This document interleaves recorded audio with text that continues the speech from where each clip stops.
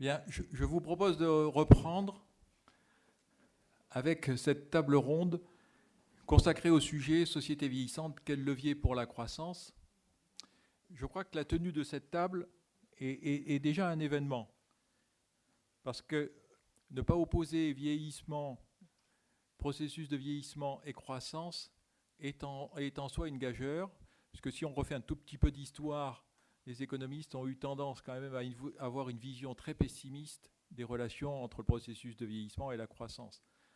Alfred Sauvy, un grand économiste, un grand démographe, a parlé de l'envahissement des vieillards qui menaçait les sociétés et qui a donné finalement naissance à une vision tout à fait pessimiste avec la baisse de la population active, la baisse de la productivité, la baisse de l'épargne, de l'investissement, etc. Et c'était plutôt synonyme donc de décroissance. Et là, on parle, et je pense que c'est important depuis ce matin, on parle de vieillissement et de croissance et de dynamisme économique. Alors j'espère que je ne serai pas démenti par la table ronde. À cette table, 7 personnalités au profil très divers. Guy Valencien est un médecin, professeur de médecine à l'Université Paris-Descartes et président du cercle Santé-Société. Claude Le Pen est professeur à l'Université Paris-Dauphine, spécialiste bien connu de l'économie de la santé. Et, oui, Gilbert, et il a publié d'ailleurs hier un article sur la dépendance dans le Figaro. Philippe Aghion, que vous connaissez, professeur d'économie à Harvard. Gilbert Sette, vous connaissez aussi, ils sont intervenus cet après-midi. Directeur à la Banque de France, professeur d'économie à l'Université de la Méditerranée. Francis Kramars, directeur du CREST à l'INSEE. Jacques Pelletan, que vous connaissez, donc chercheur associé à la chaire, transition démographique, transition économique. Et Jean-Luc Gaffard, qui est professeur d'économie à l'Université de Nice, Sophia Antipolis. Je vais tout de suite donner la parole à Guy Valencien. Je propose que les interventions ne durent pas plus de 6 minutes, et de façon à ce qu'on puisse laisser le débat avec la salle. On fera une interruption pour un débat avec la salle, un premier débat avec la salle, après l'intervention de Philippe Aghion. Philippe Aghion a une contrainte, il doit nous quitter impérativement à 6h15, donc il sera excusé, mais il pourra intervenir dans le débat, dans cette première série de questions et de débats avec la salle. Guy Valencien, je vous laisse la parole. Voilà, je vais mettre juste ma montre pour être dans les 6 minutes. Moi, je fais partie des 14 millions de plus de 60 ans et je m'en trouve très bien. Je suis médecin, donc praticien, je vois beaucoup de personnes âgées et je pense que plus on vieillit, mieux on va. Et c'est vrai que cette notion de se dire qu'on est dans la déchéance, dans la dépendance, tout le mot, la retraite, en France on parle de retraite, vous savez que les Espagnols parlent de la jubilación. Je vais jubiler, je vais jouir quand j'arrête de travailler, c'est assez merveilleux. Nous, c'est la retraite, on se retire dans la forêt pour aller mourir. Et je crois qu'on a vraiment une vision extrêmement fausse de ce qui se passe. Et je suis là pour le dire en témoin quotidien des consultations, des opérations que je pratique sur les gens âgés. Et il faut bien comprendre qu'il y a quoi ? On est à 900 000 Alzheimer en France, on est à 100 000 Parkinsoniens sur 14 millions, c'est pas énorme, ça fait du 7,5%. Il y a pire. On s'aperçoit en même temps que l'on vieillit de mieux en mieux. Et on voit des hommes, des femmes de 80 ans, de 85 ans qui sont dans une vivacité intellectuelle exceptionnelle, même si le corps, effectivement, ne suit pas toujours. Mais ce n'est pas tellement le problème. Il y a bien sûr des handicaps qui apparaissent au fur et à mesure de l'âge, ne serait-ce que pour ce qui concerne la vue, l'ouïe, un certain nombre de sens. Mais on a les moyens techniques et scientifiques de plus en plus efficaces pour y parer. Et c'est pourquoi je suis convaincu que le vieillissement est une chance fantastique au point de vue de la recherche et du développement et de l'industrie dans nos pays, à condition qu'on accélère. Car vous savez qu'aujourd'hui, nous avons pris un retard certain. Si je prends par exemple la robotique avec ce qui se passe au Japon, ce pays où il y a beaucoup plus de jeux que nous avons dans les maisons de retraite parfois des personnels pas très faciles qui ne changent pas toujours les malades et qui ont une certaine dureté, il faut le dire, et je pense qu'il serait préférable qu'il y ait des petits robots qui nettoient les malades et les petits vieux 3 fois par jour plutôt que de recevoir des claques 1 fois tous les 2 jours. Et je pense que ce qu'il manque, c'est de la relation humaine. Mais en revanche, toutes les technologies doivent être développées pour faciliter la présence des gens âgés dans la vie de la cité. Ça va de la robotique, j'en parlais, à la domotique, au transport, à tous les domaines où l'on peut améliorer la prestation. On le sait bien que Internet, par exemple, est un outil fabuleux de le relais social, notamment chez les vieux, et les hommes et femmes de ma génération sommes tous habitués à jouer du mulot, donc on sera véritablement des êtres qui joueront très tardivement avec ce système. Créons des ordinateurs simples, et au lieu d'avoir des machines compliquées dont on utilise 1/100 des fonctions. Donc je pense vraiment que nous devons poursuivre ce développement. Nous devons surtout éviter la mort à l'hôpital, comme on le fait aujourd'hui, dans 75% des cas où on finit sa vie intubé, ventilé, perfusé, avec parmi les bips, tout seul. On vole la mort parce qu'on ne veut plus accepter la mort à la maison, telle qu'on la connaissait au XVIIIe siècle, avec toute la famille autour de l'aïeul, le chien y compris. C'est fini. Ce sont des images que l'on ne veut plus voir. On a totalement tort. Il faut savoir aussi qu'il faut revenir au lien intergénérationnel qui, en fin de compte, n'a jamais disparu. Quand on voit en consultation les petits-enfants qui viennent avec leurs grands-parents pour leur expliquer, on se dit que la France est belle et qu'il n'y a pas de fracture générationnelle véritable. En revanche, c'est vrai qu'on ne peut plus accueillir les anciens comme vous aviez dans les fermes où on le mettait près du feu, puis on le voyait se dessécher gentiment, on le tournait un peu à droite, un petit peu à gauche pour lui donner un petit peu de chaleur, et puis un jour il s'éteignait. Aujourd'hui, dans les F2 de banlieue, on ne peut plus avoir ses aïeux, et c'est bien dommage parce qu'on a là une difficulté, on les parque effectivement, et on les met dans les maisons de retraite qui sont à la campagne alors qu'elles devraient être dans les villes pour être dans le tissu social, parce qu'à la campagne il y a des arbres et des chats, et quand vous êtes dans une maison de retraite, que vous arrivez à peu près valide, dans les 6 mois vous devenez grabataire comme les autres, parce qu'il n'y a rien à faire, vous ne pouvez pas sortir de cette maison. Il faut donc que les vieux soient dans la cité. Et c'est comme ça qu'on les maintiendra de plus en plus dans l'électricité du monde. Et j'en terminerai là, je ne ferai même pas 6 minutes. Voilà ce que dit un praticien simplement en voyant les gens vieillir. Je dis, c'est le bonheur, parce qu'ils sont notre mémoire, ils sont notre histoire. Ils nous ont fait, on leur doit en plus, je dis que c'est une réalité citoyenne, d'avoir une industrie, un développement et une recherche qui s'occupe de cela et de celle-là. Et j'en terminerai là. Voilà. Merci Guy Delancien. Bravo Guy. Claude Depen. Pareil, même constat, même conclusion, même philosophie. Je ne suis pas trop étonné que vous disiez, les économistes associent... Enfin, c'est paradoxal de parler de vieillissement et de croissance, hein, c'est quelque chose de paradoxal. Je crois que ce n'est pas si paradoxal que ça, parce qu'il n'y a pas de vieillissement. La société française ne vieillit pas, elle rajeunit. Sur l'âge biologique évolue, mais l'âge social, à la limite, descend. C'est-à-dire si on regarde en reste à vivre, quelqu'un qui a 20 ans de reste à vivre aujourd'hui, à 60 et quelques années, 65 ans, quelqu'un qui a 20 ans de reste à vivre en 45 ou dans les années 50, avec 40-45 ans. Donc finalement, à équivalent vie, l'âge biologique n'est pas le marqueur de l'âge social, et notamment de l'inscription dans le cycle de vie. Tout le cycle de vie est décalé. Et donc finalement, alors on est habitué, c'est vrai, parce que administrativement, à des âges seuils, 60 ans, 65 ans, etc. Mais disons la vitalité, les capacités d'innovation, l'horizon de temps qu'on a devant, finalement fait que personne de 60 ans aujourd'hui n'a rien à voir avec une personne de 60 ans. Rappelez-vous, dans la Chartreuse de Parme, la Sainte Sévérina, qui a un premier mariage, rencontre l'amour, elle a 35 ans, elle dit « Est-ce qu'au seuil de la vieillesse, qu'enfin il me sera donné d'être heureuse ?» 35 ans, le seuil de la vieillesse. Donc je crois qu'on est, si vous voulez, dans une espèce on est prisonnier de logique et de barrières qui nient l'essentiel. Et l'essentiel, c'est ce qu'a dit Guy, c'est-à-dire qu'on vieillit plus vite en bonne santé, l'espérance de vie en bonne santé augmente plus vite que l'espérance de vie tout court. C'est-à-dire qu'au fond, non seulement on vieillit, mais on vieillit bien, on vieillit mieux. C'est-à-dire que la fameuse dépendance dont on parle concerne 6% des personnes. C'est extrêmement faible. On sera tous malades, mais très peu de nous seront dépendants. Donc il faut relativiser beaucoup cette notion de vieillissement. Elle n'est pas constatée, en tout cas si on l'apprécie socialement, c'est autre chose. En plus, souvent le vieillissement est associé à déclin démographique. C'est-à-dire qu'on peut vieillir, une société peut vieillir soit par allongement de la longévité, soit par baisse de la natalité.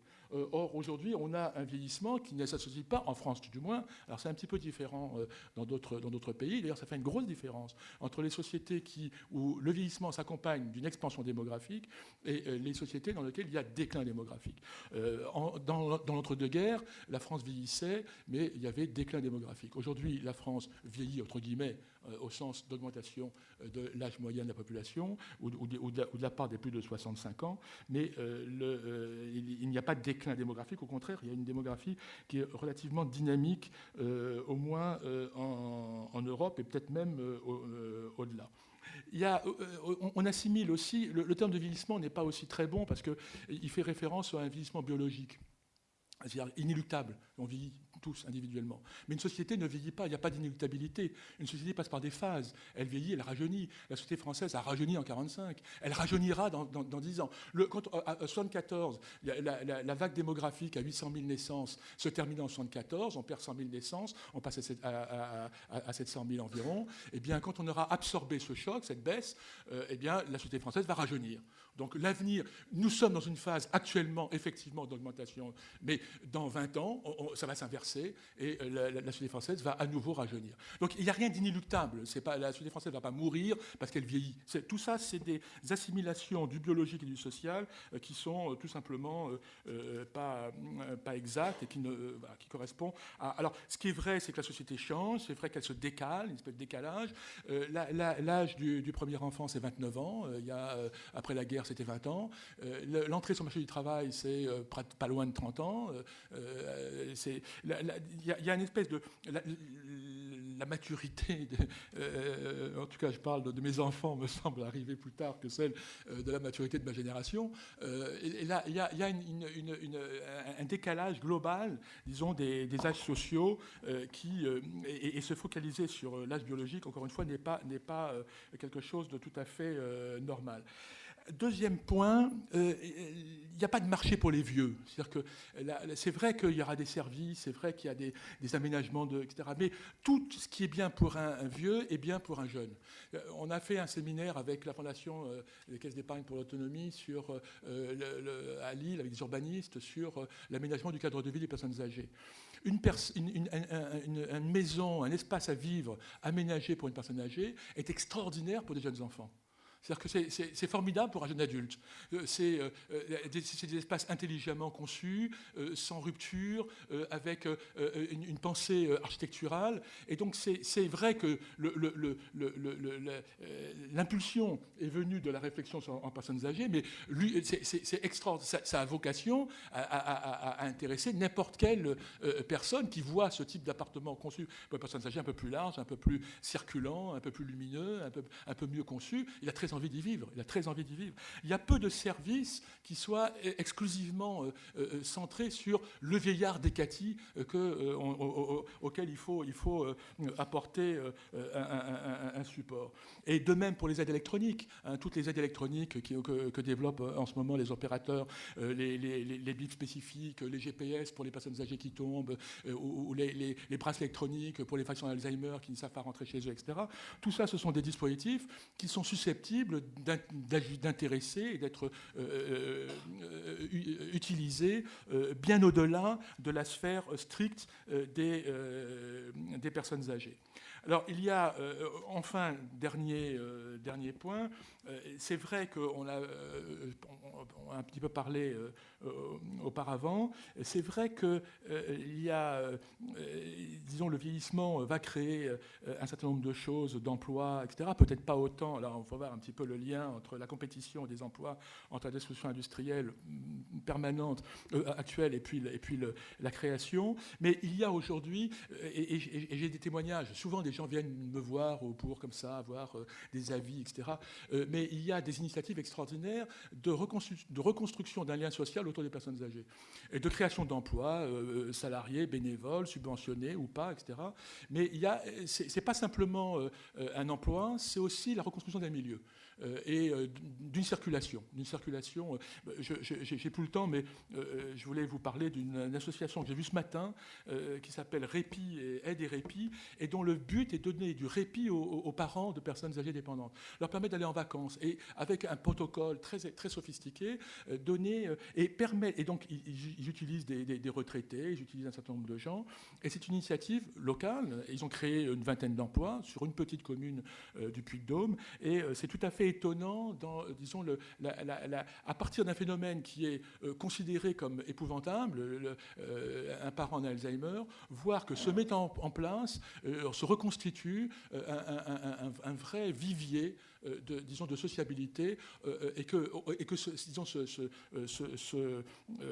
sort un petit peu fatal, finalement, se retourne en chance pour la collectivité et pour la petite ville dont ils ont pris en quelque sorte la gouvernance. Dernier point, c'était pas donc mon dernier point, c'était mon avant-dernier point. Je suis assez frappé de voir quand on prolonge les courbes démographiques, mais on prolonge rien d'autre. C'est-à-dire qu'on fait l'hypothèse que la personne qui aura 80 ans dans 20 ans, c'est-à-dire moi, sera à technologie constante. Elle sera un vieillard comme est quelqu'un à 80 ans aujourd'hui. C'est-à-dire qu'on raisonne toutes choses égales par ailleurs. Or, tout va changer. Tout va changer. Par exemple, alors je ne vais pas vous faire le numéro de notre ami Laurent Alexandre, mais notamment la génétique. Et on est aujourd'hui il faut se projeter dans un univers à 20 ans où la personne âgée à 20 ans sera dans un univers qui n'a plus rien à voir avec celui qu'on a aujourd'hui. Ce qu'on fait, en gros, c'est qu'on prolonge des courbes, on accentue un phénomène démographique tout en gardant constant les autres paramètres du modèle. Et ça, c'est profondément inexact. En santé, c'est ce qu'on a fait. Si on regarde aujourd'hui les projections des dépenses de santé faites dans les années 70, on est stupéfait parce qu'on a précisément fait ça. On a précisément projeté, alors on a abouti à des choses assez bizarres par ailleurs, mais d'ailleurs très excessives. On a abouti à des 25%, 30% de PIB, etc., mais ce qui n'est pas vérifié. Donc la modélisation d'effets du vieillissement doit prendre en compte des effets qu'on imagine mal, des effets technologiques, des effets de science, et notamment ces effets sur la génétique. Imaginez, est-ce que la maladie d'Alzheimer existera dans 20 ans ? Est-ce que la maladie d'Alzheimer restera dans 20 ans ? Aujourd'hui, évidemment, parce qu'en 80 à 85 ans, c'est 6%, 7% en dépendance à l'étage des désorientés des EHPAD. Mais est-ce que la maladie... J'en sais rien. Aujourd'hui, il y a des recherches très sérieuses qui peuvent montrer que la maladie... On commence à trouver les marqueurs de la maladie d'Alzheimer, la séquence génétique. Et donc, il est tout à fait possible que cette espèce de projection de notre situation actuelle sur une population qu'on fait vieillir artificiellement de ligne en ligne d'un tableur Excel soit complètement à côté de la plaque. Donc, alors bien sûr, il faut le faire parce que c'est tout chose égale par ailleurs qu'on raisonne en économie, mais il faut savoir que c'est faux. Donc, on fait des raisonnements, des projections, dont la première chose dont on doit dire, c'est qu'elles sont fausses. Merci. Merci Claude Le Pen.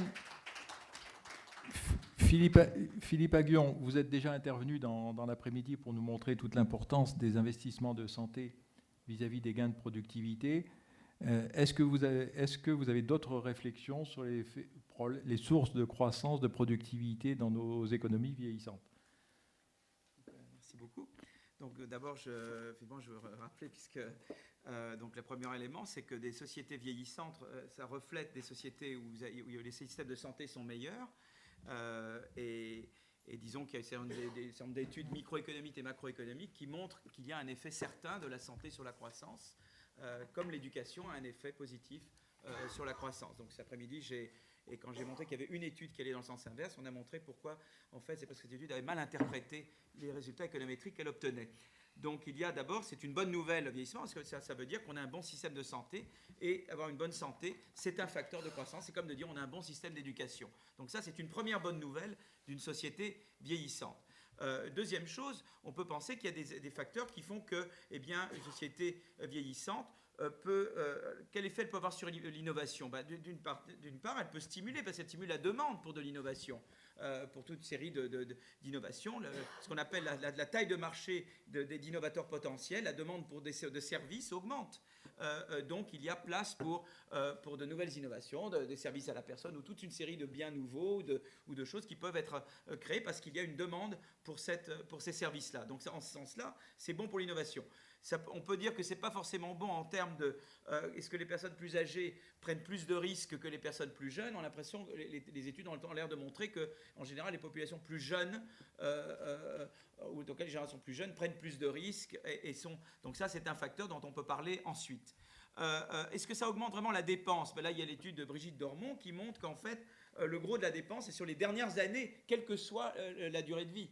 Donc, d'allonger la durée de vie n'augmente pas vraiment le coût, parce que le gros du coût, c'est sur les 5 dernières années, quelle que soit la durée de vie, quoi. Ça, c'est une étude très importante, parce que sinon, les gens ont le sentiment qu'en fait, il y a une espèce d'augmentation linéaire du coût avec la durée de vie. Et en fait, cette étude montre que ce n'est pas le cas. Alors maintenant, cela étant, donc moi, grosso modo, je pense que c'est une bonne nouvelle, le vieillissement, mais on peut faire deux choses. On peut d'abord essayer d'améliorer son efficacité.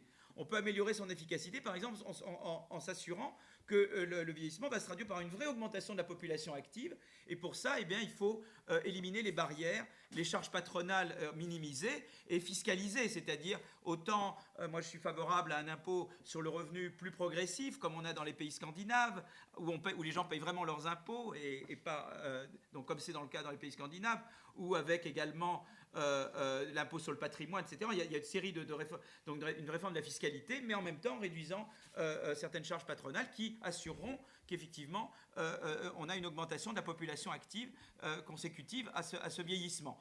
Par ailleurs, je crois qu'il y a tout un chantier qui est totalement délaissé, qui aurait dû, à ton avis, être abordé en même temps que la réforme des retraites, c'est le problème des changements de métier. En Allemagne, par exemple, beaucoup de gens vous disent « j'ai deux carrières, j'ai mon métier jusqu'à 55 ans, mon premier métier, et après j'ai un autre métier ».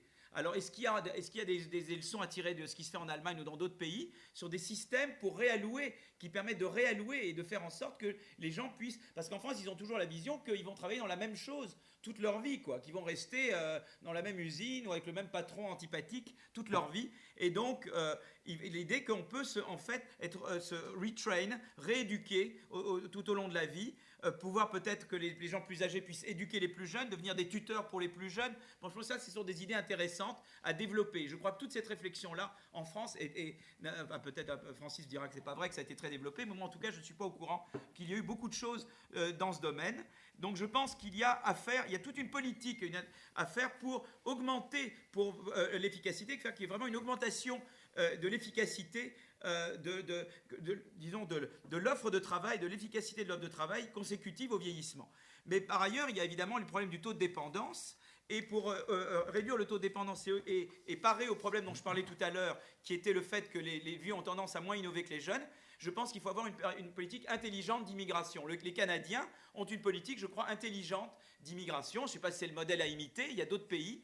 Et au lieu de mettre l'immigration avec l'identité nationale, il est grand temps de mettre l'immigration avec travail, avec éducation, avec ces politiques-là, et de cesser de considérer que c'est un sujet d'identité nationale, mais beaucoup plus un sujet qui va avec le traitement, justement, de comment maximiser l'efficacité économique du vieillissement. Voilà. Merci Philippe. Après ces trois interventions très stimulantes, je vous propose donc d'ouvrir un premier débat avec vous. Y a-t-il des questions, des commentaires sur ces trois interventions?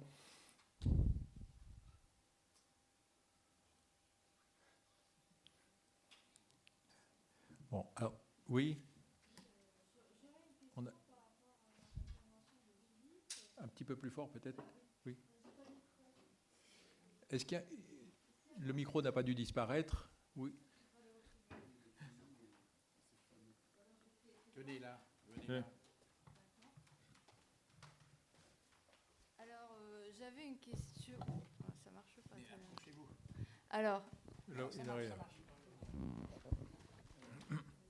Alors, j'avais une question par rapport à l'intervention de Philippe Aghion, par rapport quand vous avez dit que, quand on arrive à 55 ans, on peut avoir deux métiers. Mais changer de métier. Mais encore faut-il que le deuxième métier ne soit pas simplement un métier genre de retraité, entre guillemets, c'est-à-dire tuteur, je ne sais pas, babysitter. Est-ce que donc dans ce cas, la formation tout au long de la vie ou quelque chose comme ça pourrait remédier à certains problèmes de super spécialisation des carrières? Voilà. Donc Ou première de question. non-spécialisation des carrières. Donc, en réponse à ça, Ouais. je crois qu'il y a tout un aspect, même de l'éducation, même avant, c'est-à-dire qu'il faut, et je crois qu'il est important, par exemple, on s'est rendu compte, il y a eu des études en comparant par exemple, l'Écosse et l'Angleterre, qu'en fait, il y avait beaucoup plus de flexibilité dans le système universitaire écossais que dans la partie anglaise de la Grande-Bretagne, et qui fait que en fait, les gens étaient plus flexibles après. C'est-à-dire qu'il faut que l'éducation forme à un métier, mais forme aussi à la flexibilité et permette aux gens. Et ça, c'est pas seulement vrai au vieillissement, mais je pense que ça se traduit également au fait que ça accroît la possibilité de se reconvertir, peut-être lié à une éducation tout au long de la vie qui permette cette reconversion. Mais je crois que ça, c'est tout un énorme chantier. Je suis sûr qu'il y a eu déjà beaucoup de contributions. Francis connaît sûrement mieux que moi, mais dans ce domaine. Mais je crois que ça, c'est vraiment, il faut vraiment comment maximiser l'efficacité économique du vieillissement. Je crois que ça, c'est vraiment une question importante. Oui, Le Pen. Oui, tout à l'heure, je fais allusion à cette association qui fait des commandos pour aider les gens. Ces commandos sont formés, c'est-à-dire qu'ils sont employés à temps complet et entre les missions, il y a une formation continue. C'est-à-dire que la formation est assez sophistiquée. Il y a plus d'un mois de formation initiale. Ils sont en mission, on les récupère, un peu comme les consultants. Les travails de consultants dans les boîtes de consultants les plus hype, où les gens, entre les missions, se forment sur des sujets qu'ils choisissent. Eh bien, c'est un peu pareil. Et on peut... Pour aujourd'hui, compte tenu des... Alors, il y a des protocoles, tout ça. Si vous voulez, il ne faut pas voir du tout cette aide et ces services comme étant des choses un petit peu compassionnelles, vieillots, etc. C'est assez organisé, c'est structuré, il y a des protocoles, c'est étudié, il y a une évaluation, il y a une équipe qui évalue pour savoir exactement les résultats, il y a un contrôle financier, il y a des subventions publiques. Donc, c'est aussi une professionnalisation de quelque chose qui relevait il y a peu uniquement du bénévolat et de l'associatif dans son sens le plus désintéressé. Ça reste associatif, ça reste du bénévolat, mais c'est du professionnel. On vit d'ailleurs aujourd'hui, avec Gates, etc., une période de bénévolat structuré, de bénévolat professionnel. Il faut déconnecter la notion d'amateurisme gentil avec la notion de désintéressement. Monsieur, oui, Jean-Hervé. Deux remarques. D'abord, Claude, le charity business de Bill Gates, en réalité, qui est un phénomène très intéressant à observer, mais n'a rien à voir avec une composante majeure du fonctionnement de l'économie française, qui est, pas de l'économie, de la société française, qui est le fait que le nombre d'associations par tête d'habitants français en France est le plus élevé du monde. Donc il y a un espèce de côté d'un dynamisme implicite qui est très compliqué à cerner, mais qui est une réalité. Maintenant, je reviens sur le sujet que tu as évoqué, Philippe, parce que évidemment, je suis d'accord avec ça, mais je me dis, on est, toi et moi, ministre de l'économie, et enfin, on est en charge.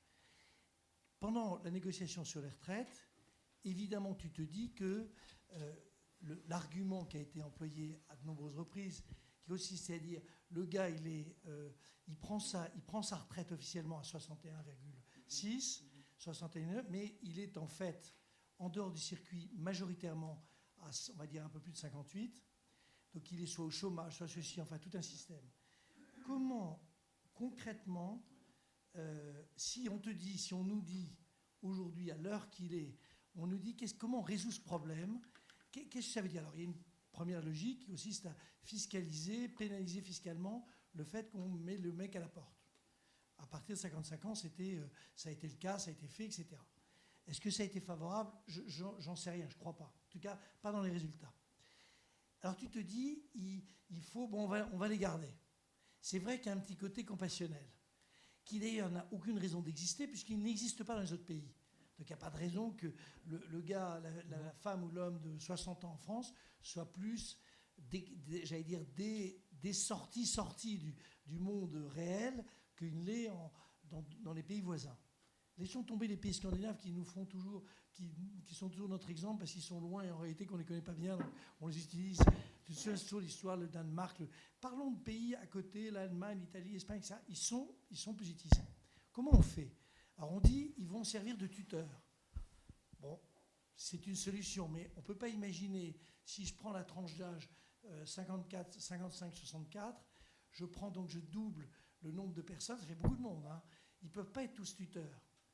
comment, au jour d'aujourd'hui, si on a une mesure à proposer, alors il y a là, effectivement, par exemple, pour les fonctionnaires, c'est évident. Mais attends, c'est une question. Je suis perplexe dans cette affaire-là, c'est tout. Je me dis, le fonctionnaire, l'instit, je vois bien que l'instit ou le prof à 55 ans ou 50 ans, il n'a pas par-dessus la tête. Donc on lui propose, mais on lui propose quoi? Alors il y a une solution, c'est on élargit, on propose le passage d'une administration à une autre administration. Ça, c'est envisageable. Mais dans le privé, au jour d'aujourd'hui... Philippe Aguillon, une réaction peut-être? Mais non, et les autres, là, parce que... Alors, Francis, mais je pose une question. Je ne suis... Voilà. Fais les réponses. Mais tu voulais parler avant, peut-être que j'y vais. On reprend. Alors, on vous... Juste un tout petit peu. Bon, sur ces sujets, peut-être à ce moment-là, vous pouvez Avant de aussi reprendre vous le débat, exprimer. je pense que vous fassiez sur ces sujets. Oui, Parce on est complètement sur le sujet. Avant de reprendre le débat dans le sens où tu l'avais prévu, juste réagir à ce qu'a dit Madame. Moi, j'ai exactement la position inverse. À partir du moment où on dit il faut faciliter les mobilités professionnelles pour les seniors par rapport aux âges antérieurs, mais pas sur telle activité, pas sur telle autre activité. À partir du moment où on met cette exclusion, on reproduit exactement ce à quoi on essaie d'échapper, à savoir le fait que certaines perte de capital humain, parfois une érosion du capital humain amène les gens à se confronter à des situations où leur productivité peut devenir inférieure à leur niveau de salaire. Alors si les salaires connaissent certaines rigidités, dans ce cas-là, évidemment, les situations de non-emploi ou de sous-emploi sont la réponse de marché, en quelque sorte, à ce manque de mobilité. Je veux dire, il ne faut rien postuler, a priori. Pourquoi ne pas mettre sur un même pied les mobilités vers des professions comme celles que vous évoquiez, puis des professions qualifiées mais avec d'autres qualifications? Pourquoi ne pas laisser faire les choses en quelque sorte, le marché d'une certaine façon dans ce domaine-là, parce que sinon l'instruction du marché sera forte. L'instruction du marché, c'est évidemment un taux d'emploi des seniors qui est très faible dans notre pays. Alors je crois que je vais donner la parole à Francis Kramars, puisqu'il avait prévu d'intervenir sur tout ce qui est situation du travail et faire des propositions dans ce sens. Donc Francis. Des propositions, c'est la fête. Je voudrais un peu stopper dans le fond, si je viens ici, c'est pour pas dire exactement la même chose que les autres. Et c'est d'autant plus facile que je trouve que je partage pas du tout, je suis de ce point de vue, comme Gilbert, je partage pas du tout la vision un peu oui, tout va bien, c'est formidable, le vieillissement. Je ne vois pas pourquoi on serait capable de résoudre les problèmes du vieillissement. On n'a pas été capable de résoudre le problème de l'emploi des jeunes, de la formation des jeunes. On n'est pas capable de résoudre le problème des gens de 55 à 60 ans. On est capable de rien faire. Donc la question est pourquoi? Alors on va essayer de donner quelques éléments de réponse. Premier élément, on a fait un choix, mais le choix avait été fait avant sur d'autres sujets sur lesquels je reviendrai, de dire au moment où les Suédois, les courbes sont fascinantes, on regarde, je suis désolé d'utiliser les Suédois, mais en 82, les Suédois ont dit qu'est-ce qu'on fait? On ferme les usines industrielles où c'est dur. Est-ce qu'on dit que ces gens-là peuvent aller en pré-retraite? Non, ils continueront à travailler. Super. En France, qu'est-ce qu'on dit? Ils arrêtent de travailler. Ça veut dire quoi? Ça veut dire deux choses. Ça veut dire que petit a, l'offre de travail diminue. Et deuxièmement, ce que les gens oublient, la demande de travail pour les personnes les plus âgées se casse la gueule. Parce que pourquoi vous emmerdez à façonner des emplois pour les personnes âgées? Parce que ça demande un peu de créativité. Dans la mesure où l'État vous permet à coût nul et même facilite le transfert de ces personnes qui sont à votre charge vers la collectivité. Donc, en un mot, le problème auquel on a affaire actuellement, c'est un problème d'offre de travail. Et de ce point de vue, quoi qu'on dise, dire aux gens, vous allez devoir travailler jusqu'à 62, 65, 67, 70 ans, c'est bon. Indépendamment de la façon dont ça a été fait, je suis d'accord qu'on peut toujours critiquer. Mais le signal est là. Et deuxièmement, le signal est aussi adressé aux entreprises qui sont complètement coupables dans cette situation, ce qui renvoie à l'état déliquescent de la négociation paritaire. Il n'y a pas de paritarisme, c'est nul. Bon, donc, premier point, l'offre et la demande est complètement perturbée grâce à nos amis de 82. Évidemment, le point qui est évoqué de la sécurisation des parcours professionnels est un point essentiel. Sauf que, évidemment, j'y reviendrai, c'est aussi complètement perverti parce qu'on ne peut pas parler de sécurisation des parcours professionnels dans un pays où le taux d'emploi, le taux de chômage ne veut rien dire, le taux d'emploi des jeunes est très faible et le taux d'emploi des personnes plus âgées est très faible aussi. Pour des raisons sur lesquelles je reviendrai. Mais dans le fond, on peut se poser aussi la question de la sécurisation du cycle de vie, si je reprends les termes utilisés par Didier Blanchet tout à l'heure. Puisque ce qui compte, dans le fond, et je suis tout à fait, dans le fond, d'accord avec ce que disaient M. Le Pen et M. Valencien, il faut pouvoir aller d'un endroit à un autre. La sécurisation chez soi, ça fait partie de au sens d'un appartement en bonne forme, ça fait partie de la sécurisation du cycle de vie. Ça veut dire quoi? Ça veut dire qu'il faut non seulement intégrer le passage d'un emploi à un autre, mais c'est le passage en formation et le passage après. Ça veut dire quoi concrètement en France? En France, nous sommes très forts parce que nous insistons pour que nos enfants travaillent entre 18 et 20 ans, pour ceux qui sont les êtres supérieurs qui vont dans les grandes écoles, et après, ils arrêtent de travailler, ils ne font plus rien, au moment où dans tous les autres pays, travaillent. Mais en plus, une fois que vous avez merdé à 18 ans, vous n'avez pas moyen de rattraper. Donc nous avons cette spécificité d'interdire les personnes de reprendre un emploi plus tard. Qu'est-ce que nous devrions développer? Ce n'est pas les DIF, ce n'est pas la formation continue. La formation continue est une mauvaise réponse au problème. Tous les travaux menés par Ekman actuellement montrent que ce qui compte pour le futur, c'est ce qui se passe de 0 à 5 ans, voire 7 ans. Donc ça veut dire quoi? Il faut dire qu'il faut petit à que nous fassions une bien meilleure formation dans les âges faibles, et comme le proposent des gens comme Cyrulnik, par exemple. Il y a un certain nombre de propositions sur ces thèmes qui avaient été prises dans la commission Attali, à laquelle Philippe et moi-même participions. Je ne sais pas s'il faut faire des publicités comme ça, mais bon, ça fait toujours bien. Il y a peut-être une femme ou deux dans la salle qui serait séduite. Deuxièmement, le truc qui se passe, c'est que quand on a raté à 16 ans, parce qu'à 16 ans, on a plein de choses qui font qu'on rate, on n'a aucun moyen de retourner à l'école à 18, 20, 22. C'est absolument scandaleux. Dans le fond, un système qui serait un système intelligent, c'est dire tout le monde a droit à aller jusqu'à la licence, gratuitement, et après les gens payent. Ils ne payent pas tout de suite, ils payent comme dans les pays normaux, plus tard, en fonction de ce qu'ils gagnent. Donc si quelqu'un a bien réussi grâce à son MBA ou je ne sais pas quoi, il paye, pas nécessairement tout de suite, mais plus tard, beaucoup plus que quelqu'un qui, par exemple, a fait la même longueur d'études comme un archéologue qui gagne moins, mais dans le fond... Donc il faut des surcoûts liés à la taxation sur les... Donc ça, c'est un point très important. Et il faut que les gens puissent retourner à l'école, mais pas pour la formation continue pendant 3 jours.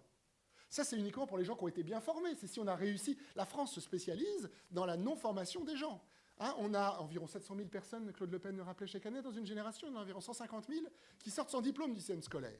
Un autre point, donc il y a 2 points qui sont intéressants. Et peut-être le dernier provisoirement. Alors, non, je vais dire 2 points. Et après, on te redonnera la parole. Je vais en profiter, puisque je veux que mon camarade Philippe m'entende. Sinon, il va partir. Jusqu'à maintenant, je me répète, on est vraiment d'accord. Ouais, mais dis pas ça, parce que... je ne sais plus ce que je veux dire, maintenant je suis dans la merde. C'était le deuxième point. Oui, je pense qu'il y a le problème en France, dans le fond, pour bien comprendre d'où provient le chômage, en partie des jeunes et des plus âgés, c'est les lobbies. Les lobbies, c'est les rentes. Donc on est dans une société de rente où, dans le fond, on va taper un peu sur M. Valencien parce qu'il est sympathique. Il faudra lui laisser la réponse. Bien sûr, mais il ne pourra pas dire qu'il n'y a pas de numerus clausus en France. Le numerus clausus, c'est une solution formidable pour les gens en place et qui est scandaleuse pour tous ceux qui voudraient rentrer. Et pourquoi empêcher quelqu'un qui a été bien formé, je suis sûr qu'on forme bien à l'Université française en médecine, d'exercer un métier qui n'a pas besoin d'être celui de médecin, mais d'avoir une compétence de médecin qu'il peut exercer dans une société de conseil, etc. Des exemples comme ça. Quand on parlait des transports tout à l'heure, vous aviez parlé des transports, monsieur Valencien, mais on n'a pas le droit de faire concurrence à la SNCF sur une ligne qu'elle dessert. Imaginez que pour les personnes âgées, on ait besoin de les transporter de Paris à Lille d'une manière telle que ça soit plus agréable que la SNCF, parce qu'on peut pas, vous savez, moi, ma vieille maman, elle essaie d'aller à la SNCF, elle peut plus. Elle a des problèmes de vision, dégénérescence maculaire des 2 yeux, elle est en pleine forme intellectuelle, elle peut plus.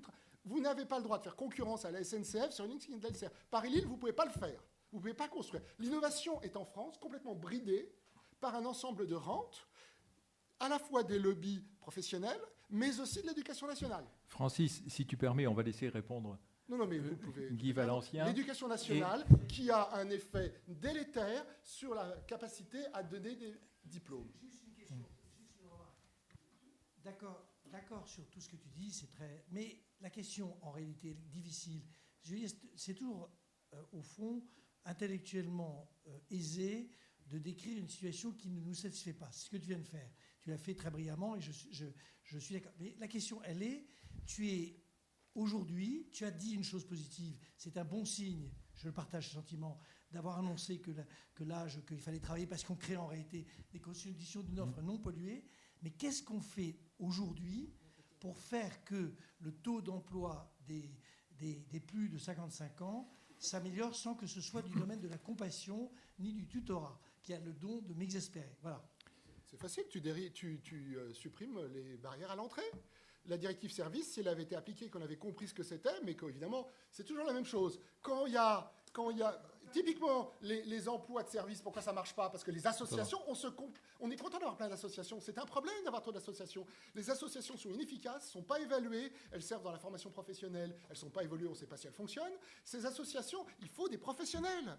Or, toutes ces associations se sont mises, ont créé des barrières à l'entrée, avec la complicité en l'occurrence de l'éducation nationale, pour que ces marchés ne se développent pas. Merci. Merci Francis. Guy Valencien, est-ce que vous voulez répondre?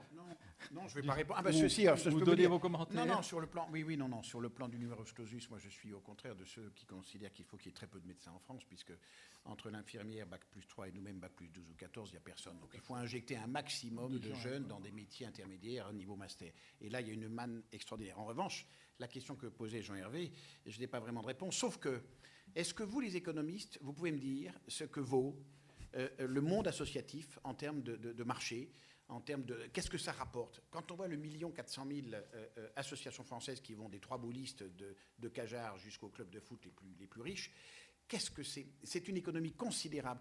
D'avoir des grands-parents qui ont des yeux qui on a remis, des coronaires que l'on a dilatés, des hanches que l'on a réparées et qui repartent en gardant les enfants et qui sont dans le monde actif, qu'est-ce que ça vaut, ça, comme économie? Vous l'avez calculé ou pas? Sur le travail informel dans l'Alzheimer, environ 9 milliards. 9 milliards d'euros, alors que la journée de solidarité produit 2 milliards. Donc et 9 milliards sur un coût total de 22 milliards. Sur un coût de 22 milliards. Donc c'est vraiment conséquent. Mais qui n'est pas, dans le coût public et qui n'est pas compté dans le coût de... Juste un point sur l'optimisme ou le pessimisme. Au fond, nous, on était optimistes en ce sens qu'on disait que, mais ça confirme, que le vieillissement ne rajoute pas au problème. C'est-à-dire que le vieillissement ne va absorber, n'est pas le trou noir dans lequel tous les problèmes sociaux de la société vont être absorbés et va être le problème unique, etc. Au fond, ça ne change rien. On va se retrouver avec un marché du travail à gérer, avec une école à gérer. Au fond, ça ne change pas grand-chose, de toute manière. Bon. Et donc, au fond, cette espèce de point aveugle, de point noir, d'attracteur de la catastrophe sociale est nul. La catastrophe sociale est attirée, mais pas par ça. Elle est attirée par l'état du système éducatif, par la rigidité du marché du travail, par le manque de solidarité, par l'idée qu'on se fait de l'immigration, etc. Il y a toute une série de dysfonctionnements sur lesquels le vieillissement n'ajoute ni ne retranche rien. C'est ça, en ce sens, qu'on dit que ce n'est pas un problème. Merci. Juste par rapport au truc, je vais juste un mot rapide. Par rapport à la conclusion du rapport Attali. Dans le rapport Attali, on disait en gros, il faut déréglementer les marchés et il faut améliorer l'éducation, d'accord? Et on le disait aussi dans le rapport sur les leviers de la croissance qu'on avait fait avant. Bon, donc ça, et donc là où je suis d'accord avec Francis, c'est de dire, notre réponse à ta question, c'est de dire, ça c'est déjà les éléments. Mais peut-être qu'il y a des choses, peut-être qu'il y a des trucs en termes de réforme fiscale aussi à mettre, tu vois, que je disais tout à l'heure, pour permettre, tu vois, pour encourager d'autant plus. Ça, c'est quelque chose que dans le rapport Attali, nous n'avions pas fait. Et ce qu'il n'y a pas non plus dans le rapport Attali, on n'a pas beaucoup parlé de politique d'immigration. Et là, il y a peut-être des choses aussi à trouver. Il y a peut-être aussi un peu de benchmarking à faire. Mais en général, quand je regarde une réforme, je regarde dans les pays où ça marche bien, où ils ont réussi. Et je regarde ce qu'ils font. Tu vois, et peut-être que dans les pays, je ne sais pas, et là justement, ce que j'ai essayé de faire pour l'université, pour Pécresse, j'ai essayé de regarder ailleurs où ce qui se faisait de bien, tu vois. Et je pense que pour répondre sérieusement à ta question, donc d'abord les éléments de base, c'est ceux que Francis a dit, déréglementation, flex sec, éducation. Bon, je pense qu'il faut rajouter fiscalité et immigration. Comment tu le fais? Et là, c'est là que le benchmarking est très intéressant. Puis après, tu regardes, tu peux adapter à ton pays ou pas. Mais moi, je pense que c'est comme ça que j'approche, méthodologiquement, que j'approcherai le problème.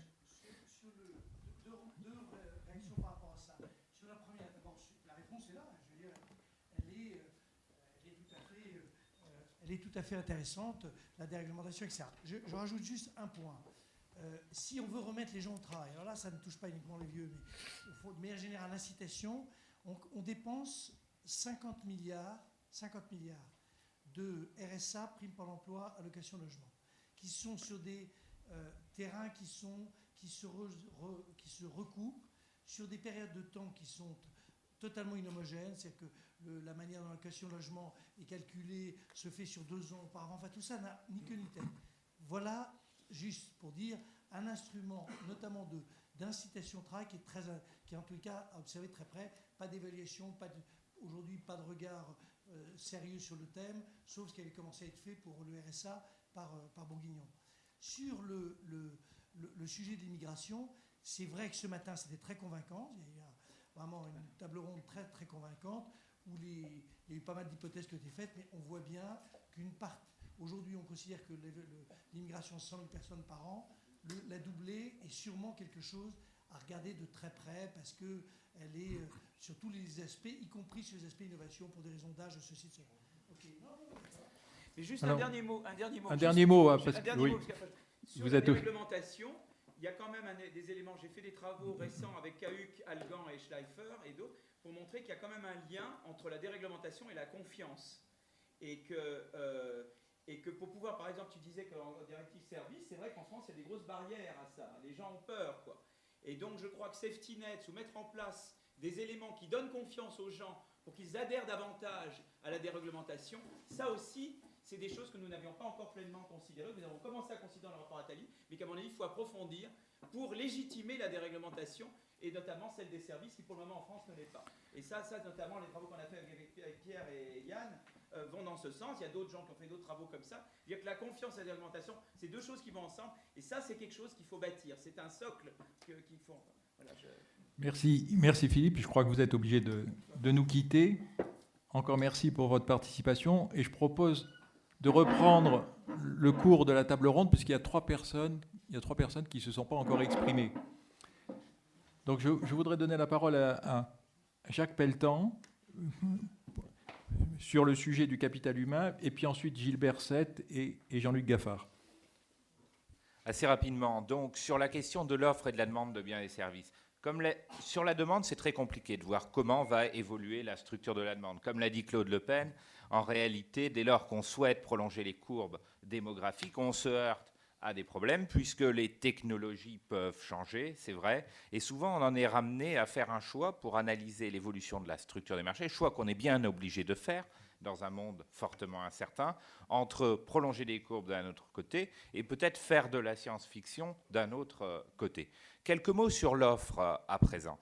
Et dans un contexte de vieillissement démographique, il y a deux points que je voudrais aborder. Premier point, c'est lié à l'éducation. Je suis tout à fait d'accord avec Francis Kramartz. Au cours de la vie, il n'importe pas d'amener les gens 3 jours à l'école de temps en temps pour avoir bonne conscience. Mais si on veut réellement former les gens et éviter que l'amortissement du capital humain se prolonge trop, il faut les former, par exemple, 1 an.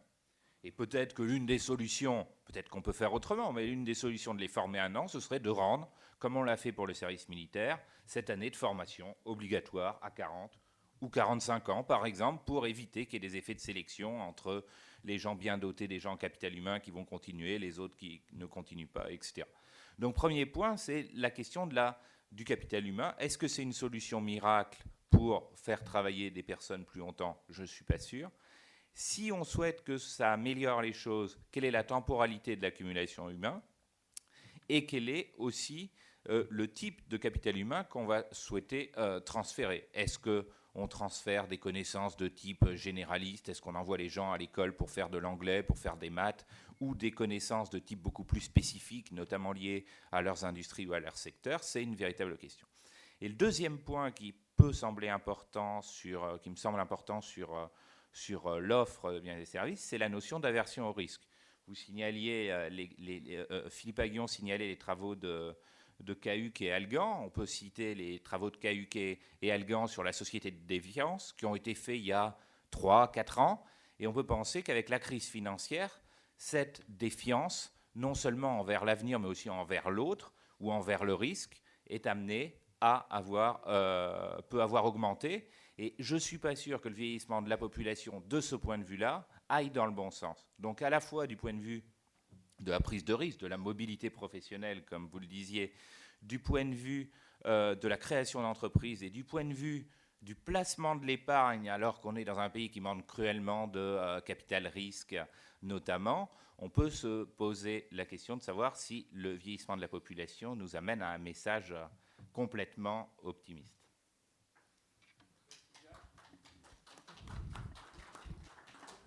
Gilbert Sette, il était prévu que tu interviennes sur Oui, mais la crise pour nous rappeler Non, que je vais être- le vieillissement se produit dans je une vais situation de crise. changer parce que ça serait Mais- complètement en décalage par rapport à la discussion qui vient d'avoir lieu. Alors, je voudrais juste compléter cette Peut-être discussion. tes réactions, oui. Discussion sur 2 points. D'abord, la question du financement de la protection sociale, et puis ensuite le problème des rigidités de marché qui a commencé à être évoqué. Alors, d'abord, sur le financement de la protection sociale, c'est évidemment un problème majeur, accentué par la crise. Si on considère que la crise va se traduire, entre autres, par une inflexion peut-être de tendance, mais en tout cas une marche, en quelque sorte, dans la croissance des pays industrialisés, dont le nôtre. Ce financement de la protection sociale, il est grandement facilité, évidemment, si on augmente le taux d'emploi de la population en âge de travailler. Du côté des seniors, quand même, moi j'ai le sentiment que beaucoup de choses ont été faites. Sur les 15 dernières années, il y a un tas de signaux qui ont été modifiés. Il y en a qui viennent d'être modifiés encore il y a quelques semaines. Ces choses-là, ça n'a pas une efficacité, évidemment, immédiate, ce changement de signaux, sur l'offre de travail des seniors. Il y a encore beaucoup de choses à faire, bien évidemment, entre autres pour faciliter, on l'a évoqué, les mobilités professionnelles. Néanmoins, le sentiment, c'est que ce problème est considéré de façon sérieuse, conflictuelle peut-être, mais sérieuse, et de façon récurrente depuis 15 à 20 ans. Il y a un segment dans lequel il y a des sous-activités complètes quand on se compare à d'autres pays industrialisés, c'est les jeunes, ça a été évoqué. Et sur ce plan-là, ce qu'on peut déplorer, c'est que rien, et absolument rien ne soit fait pour augmenter le taux d'emploi des jeunes, pour faciliter peut-être en particulier les cumuls emploi partiel et études, qui ne sont pas du tout un facteur de baisse de résultats dans les études, au contraire, loin de là, comme le montrent pas mal d'études. Donc sur ce plan-là, peu de choses ont été faites. Mais pour aller plus loin, il existe encore dans notre pays, comme dans tous les pays d'ailleurs, il ne s'agit pas de pointer la France du doigt, mais chez nous, ça prend évidemment des formes spécifiques, comme dans d'autres pays, d'autres formes spécifiques. Il y a des incitations, des signaux qui sont envoyés aux agents pour les sortir du marché du travail. Il y en a des très très nombreuses. J'en donnerai qu'un exemple, mais on pourrait en donner une grande quantité. On dépense dans un pays comme la France 3 milliards d'euros par an, par exemple, pour encourager les parents de jeunes enfants à sortir du marché du travail. Ça s'appelait l'APE avant. Maintenant, c'est quelque chose, un dispositif qui est fondu dans la page. Mais le passage de l'APE de rang 3 à l'APE de rang 2 aurait, d'après des études quand même assez sérieuses, je pense à celle, entre autres, de Piketty, aurait sorti environ 150 000 personnes, principalement des femmes mères de jeunes enfants, du marché du travail. Donc c'est des choses quand même colossales qui continuent à exister, des incitations qui coûtent cher et par lesquelles on essaie de sortir des gens du marché du travail, des incitations négatives. Pour revenir maintenant sur le deuxième point, les rigidités de marché, je suis complètement d'accord avec ce qui a été dit. Il y a de nombreuses rigidités qui brident les gains de productivité dans nos pays, donc qui sont préjudiciables au financement de la protection sociale, surtout à moyen long terme. Pour illustrer ça d'un chiffre, il faut bien voir que le rattrapage des niveaux de productivité structurelle entre des pays comme la France, mais c'est pareil pour les autres grands pays européens et les États-Unis, ce rattrapage est fini. Et maintenant, il y a une distance depuis une quinzaine d'années qui se prend d'un demi-point à 1 point par an. Et cette perte de productivité d'un demi-point à 1 point par an qui s'accumule, eh bien évidemment, c'est une perte en termes de facilité de financement de la protection sociale. Mais il y a un autre travers des rigidités qui a à peine été évoqué dans la discussion, c'est le fait c'est des rigidités, je dirais, qui canalisent, qui brident l'offre de services à certains publics, et entre autres, les services offerts aux personnes âgées par une non-neutralité fiscale, par exemple, dans l'offre de ces services entre des associations non lucratives et des entreprises qui pourraient offrir des services équivalents. Eh bien, les pouvoirs publics, en quelque sorte, flèchent par certains avantages spécifiques, aident par certains avantages spécifiques l'offre de certains services sur certaines structures associatives au nom d'un bien-être dont en tout cas le bien fondé n'est pas du tout évident. Alors on est allé très loin dans ce domaine-là en France. On est allé quand même jusqu'à la création, moi ça me semble complètement aberrant, du statut des entreprises d'insertion qui vise à se dire on va faire du social auprès de personnes qui ont besoin d'être réinsérées dans certaines activités professionnelles en leur donnant un travail social à faire. Et c'est la façon dont on envisage la réinsertion de certains publics. l'offre de services de ces publics-là n'est pas a priori meilleure que l'offre publique d'entreprises, éventuellement de marché. Et je crois que la mise en concurrence d'une offre associative et d'une offre d'entreprise à but lucratif ne pourrait être que bénéfique pour les publics concernés par ces services. Merci Gilbert. Il reste Jean-Luc Gaffard. Comme vous avez le privilège d'intervenir en dernier, vous avez aussi le privilège de pouvoir réagir à tout ce qui a été dit, y compris cet après-midi. Je crains surtout d'avoir un propos très décalé, à moins que je commence à dire que dans des mondes turbulents, j'ai tendance à penser que des rigidités sont parfois très positives. Et nous sommes dans un monde très turbulent. Alors, bon, vous m'avez fait venir ici, c'est très gentil, je ne crois pas avoir de grandes compétences sur le sujet lui-même. J'ai donc essayé de voir qu'est-ce qui s'écrivait sur les perspectives macroéconomiques d'une société vieillissante. Et ce dont je me suis aperçu, c'est que, je dirais comme d'habitude, les économistes modernes privilégient le long terme sur le court terme, privilégient les conditions d'offre, on en a beaucoup parlé sur les conditions de demande. Donc la macroéconomie, c'est une macroéconomie de long terme, ce qui veut dire que cette macroéconomie, au fond, elle se résume à faire ce qu'on appelle des réformes structurelles. Alors je pense que des réformes structurelles, il y en a un certain nombre qui peuvent être très utiles, elles ne le sont pas toutes. Par ailleurs, je pense que ces réformes structurelles, elles se font dans le monde réel. Ça veut dire qu'elles ne sont jamais des réformes optimales au sens de la théorie, elles sont toujours le résultat de compromis et de compromis sociaux dont il faut bien mesurer comment ils arrivent et comment il faut les gérer. J'entends bien qu'il faut systématiquement déréglementer. On déréglemente vis-à-vis d'un certain type de société, vis-à-vis d'une certaine histoire. Et après tout, une société qui perclue de rigidité a connu quelques années de croissance forte et durable. Alors, quand je regarde cette macroéconomie de long terme et que je vois comment elle s'applique donc à des sociétés vieillissantes, j'entends un roman. Le roman, c'est celui d'une société vieillissante riche qui va placer ses capitaux dans les pays jeunes, d'une société qui bénéficiera d'une meilleure rémunération de ses capitaux parce que les capitaux seront plus rentables dans les sociétés jeunes, d'une société qui peut-être aura une demande intérieure un peu plus faible et qui donc va exporter. Et je ne suis pas tout à fait convaincu que ce que j'observe aujourd'hui dans le monde coïncide très exactement avec ce partage des tâches, avec l'idée que des sociétés sont faites pour épargner et d'autres pour consommer. Je ne suis pas sûr que ça se fait exactement dans le sens qui est indiqué, pour des raisons que j'indiquerai peut-être dans un instant.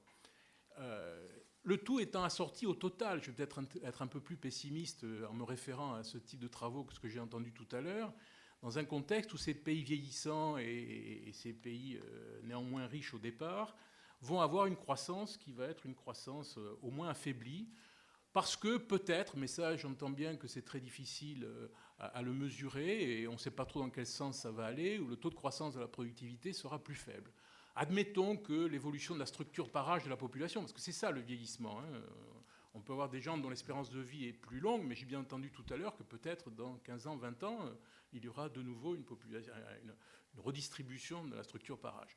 Mais on peut imaginer qu'une structure par âge fait baisser la productivité, donc on est dans un cadre de croissance qui pourrait être faible, et donc évidemment, pour pallier cette croissance trop faible, eh bien, on voit toujours ressurgir le fait qu'il faut faire des réformes structurelles. Bon. Au passage, j'ai noté que parmi les réformes structurelles qui étaient proposées pour permettre qu'on place plus facilement l'argent des riches chez les pauvres, il fallait faire ressurgir la retraite par capitalisation. C'est le dernier argument en faveur de cette mesure intéressante. Bref, tout ça, c'est un avenir qui est dicté par des données fondamentales, souvent issues du cerveau des économistes, parfois en tout cas, alors que je considère que le futur sera ce que nous faisons du présent. Et l'idée que je voudrais simplement manifester ici, c'est que le problème de nos sociétés aujourd'hui, et depuis de nombreuses années, ce n'est pas le problème du vieillissement, c'est le problème de la croissance.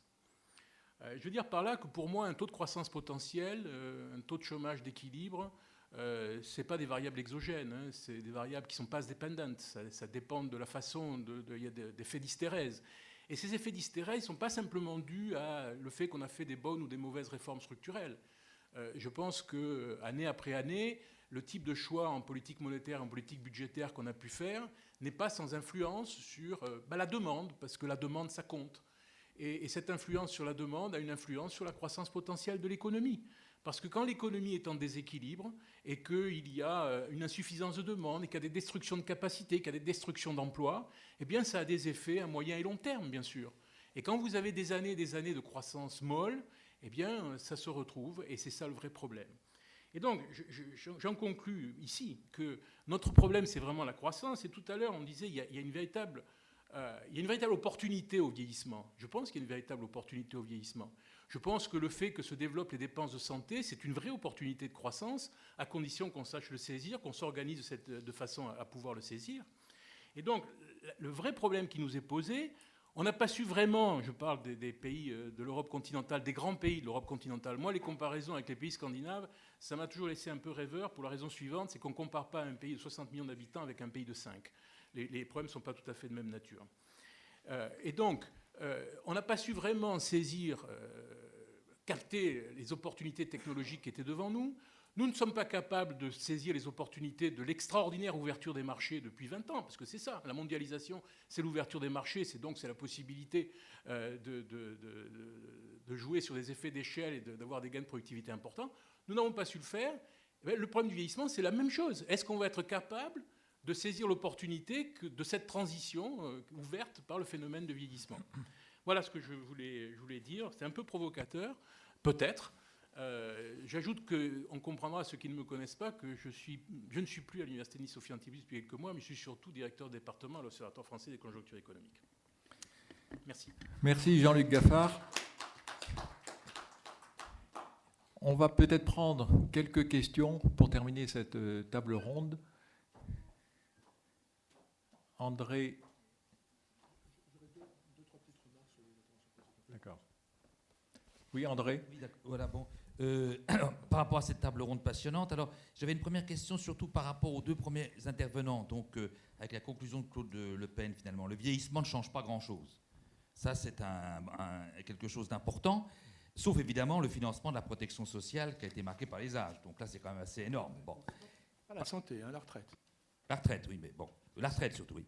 Mais d'un autre côté, ça change quand même quelque chose, puisqu'on est appelé à se prolonger, à essayer de vivre plus longtemps, tout ça, etc., éviter de brûler la chandelle par les deux bouts. Moi, je suis pour un retour à l'insouciance, qu'on ne dise pas aux gens toujours de se préoccuper de vivre plus longtemps, qui brûlent un peu la chandelle par les deux bouts, puisque maintenant, en fait, se prolonger devient l'optimum. Moi, je ne trouve pas du tout que c'est l'optimum. Je trouve qu'il vaut mieux mourir bien que mourir vieux. Enfin, bon, peu importe. Et ça, je voudrais que ce soit mis en avant. La deuxième question que j'ai, mais si je suis trop long, on m'interrompt. Hein. J'ai une deuxième question, je peux la prendre, la deuxième question? Deuxième question, mais courte. Hein. Courte. Alors, c'est les histoires de préférence. J'ai vu chez Philippe Aguillon et chez Jacques Pelletan que la version risque augmente avec l'âge. Bon, ça, c'est vrai, mais assez peu. Ça ne joue pas beaucoup, ça n'a jamais été établi quand on fait des mesures directes des préférences, quand on est transversal, c'est beaucoup plus difficile en panel. Les préférences, il y a deux choses qui comptent, je passe sur la stabilité, mais une grande stabilité, c'est l'hétérogénéité des préférences individuelles. Mais en fait, il y a une grande stabilité, et en fait, les variations selon l'âge ont lieu au début. C'est-à-dire que c'est les conditions de formation, si on était né dans la crise économique et tout, mais à partir de 40-50 ans, elles n'augmentent plus. Deuxièmement, il y a un lien assez compliqué entre les préférences et les comportements. Exemple simple, qui a retrait, c'est qu'une aversion pour le risque plus élevé chez les retraités s'accompagne d'une possession d'actions, toutes choses égales d'ailleurs, plutôt supérieure.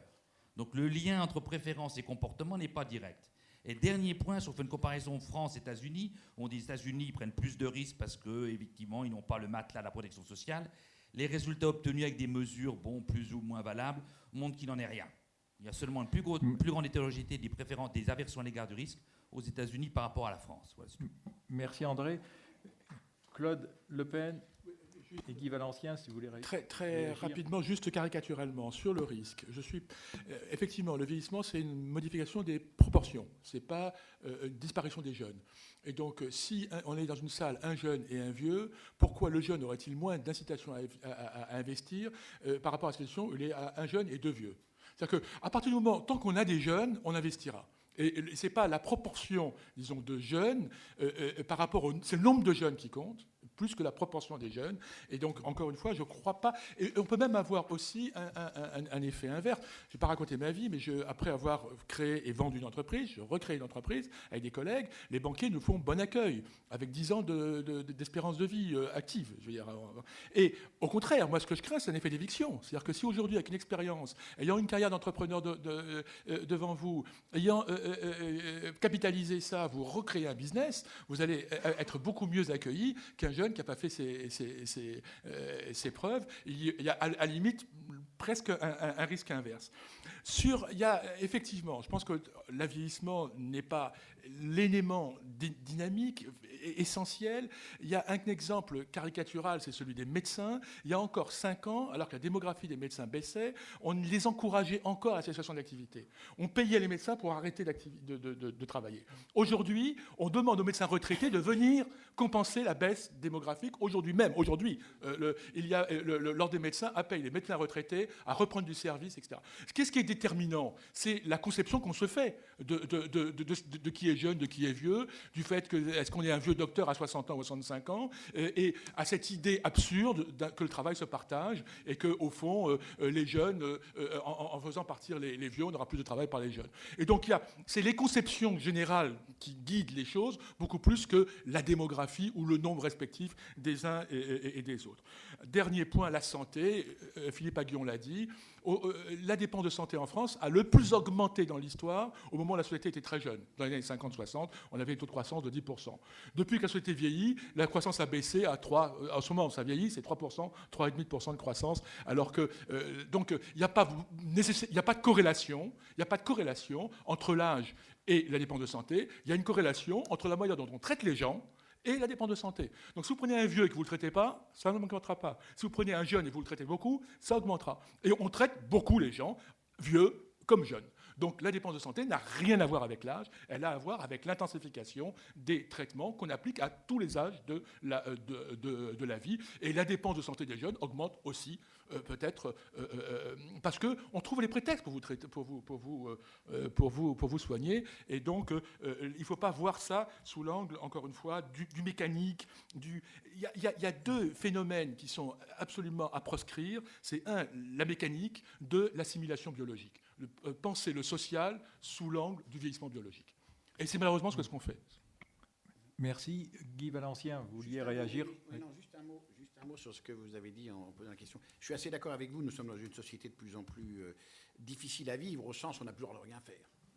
Plus le droit de rien faire, ça devient super tôt. Si on regarde le fumeur, c'est une absurdité. Le fumeur économiquement est un bien considérable, puisqu'il fait vivre le système de santé dans lequel je vis et qu'il abrège sa retraite de 4 ou 5 années. Donc il faut fumer. En plus, ça paye l'État. Donc je ne comprends pas quand on nous dit qu'économiquement, fumer coûte. C'est absurde. C'est un bénéfice. Il faut le reconnaître comme ça. Certains assureurs anglais ont appelé les fumeurs en disant « Venez chez nous, vous aurez une prime. Vous allez nous coûter moins cher. » Donc voilà, on est dans les absurdités conceptuelles qui aboutissent à ce qu'il faut prendre 5 fuites par jour, ne plus faire l'amour, ne plus boire, ne plus manger. On est dans une société de fous ensemble. Je suis d'accord avec vous. Merci. Reprenons un peu de liberté d'être. Ça fera du bien à tout le monde. Merci. Vu l'heure, je crois qu'il est temps de clore cette table ronde. Je voudrais remercier vivement tous les intervenants qui ont su rendre ce débat tout à fait intéressant et passionnant. Encore merci.